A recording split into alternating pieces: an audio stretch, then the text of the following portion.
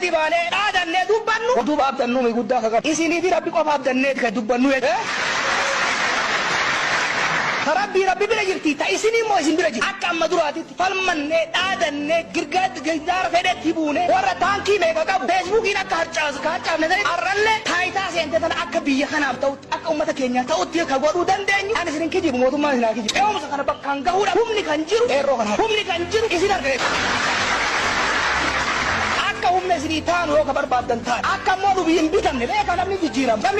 rabbi malee namni jijjiiram kan maana rasin dura yaabatu kun boru seetti gara galuu danda'a bigaraati dubbii waan biraa nullee akka karrammai akka dantaa teessan qofa gooftaan keenya ummata hidhadhi lammaan gooftummaa keessan mirkaneessuu qabdan akkamitti mirkaneessu tokkummaa keessa cimina keessa bakka sirri irratti nu bira dhaabachaa bakka dogongora nu dura dhaabachaa tokkummaa yoo ka deemtan taate haga dhumatti akka kara keessan jabaa taanee itti deemne onnee qabuusaa gabricha jabaa yoo ammoo isin qoqqoodan taane namni siyaasaa akka naggaadee Baba Jabo, Toko Due, Toko Jau, Walgal Kalaba Katati, Walgal Kalaba Katati, Immunea Garbajisa, Wano Pima Tukatisa. Dr. Abiy waraana isaa ajajee akka Jawaar ajjeesu yookaan qabsaa Oromoo hayyuu tokko akka ajjeesu nafxanyaan halkanii guyyaa irratti hojjechaa jiru.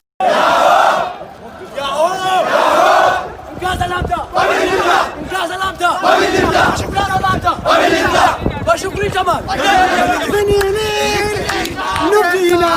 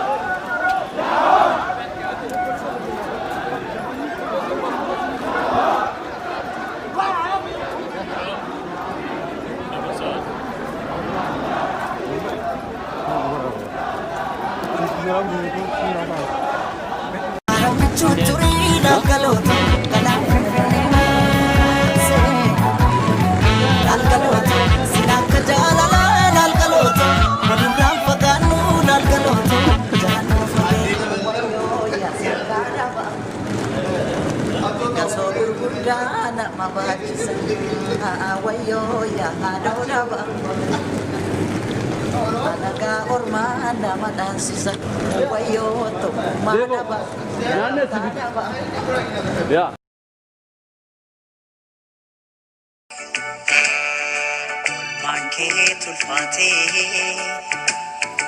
ka anafena olti rakinaaf gadado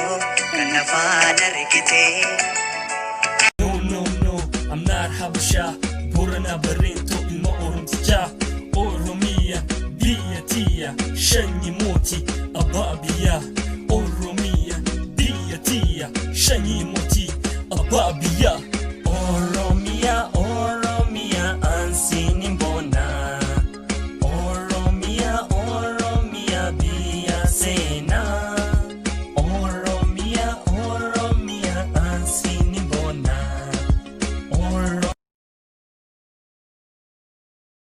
Sisa